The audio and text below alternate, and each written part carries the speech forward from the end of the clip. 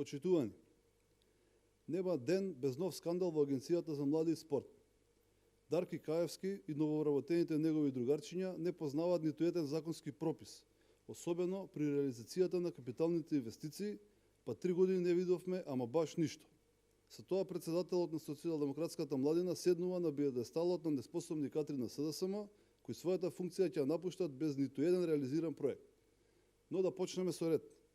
Кога презеде кормилото на Агенцијата за млади и спорт во јуни 2017, Каевски затегнал до спејани времени ситуации за претходно започнати проекти од владата на ВМРО ДПМН. Директорот и неговите наредбодаватели одлучуваат да не ги платат во тековната година, туку истото да го прават во текот на 2018 година.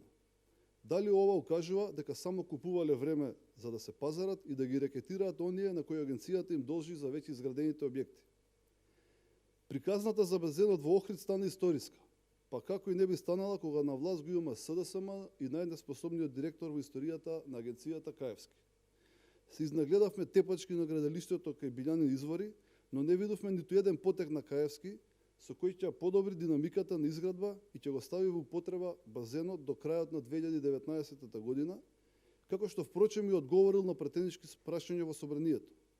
Каевски сега мора да одговори дали потпишал анекс за продолжување на рокот за изградба на базенот, наместо раскинување на договорот за изведба и наплата на пенали.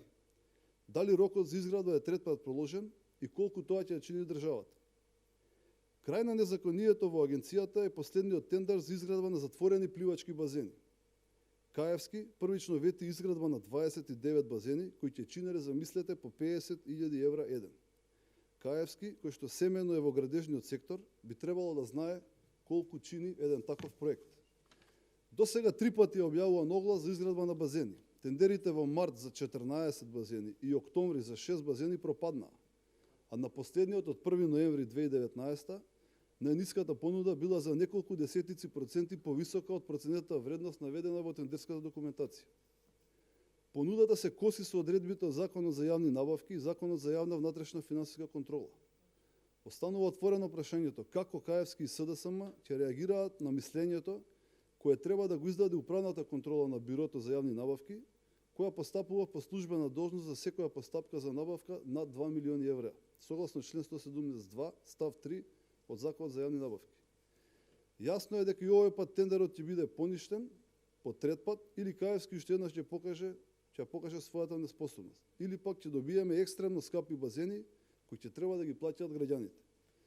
Дека сето ова е вистина потврдува и фактот дека нивото на реализација на капиталните инвестиции во спортот за 2019 со секратењето во ребалансот е околу 53%.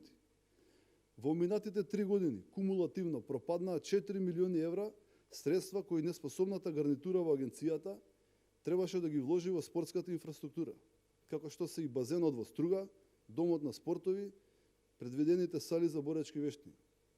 За сето горе наведено, бараме да се поведе истрага и органите на прогонот да отворат постапки за овој и сите претходно објавени скандали поврзани со злоупотреба на службената положба на директорот за Агенција за млади спорт Дарко Каевски. СДСМ и ЗАЕВ се виновни за поразите, измамите и криминалот, зашто на 12 април следи одговорност. ЗАЕВ и СДСМ никогаш повеќе. Ви благодарам.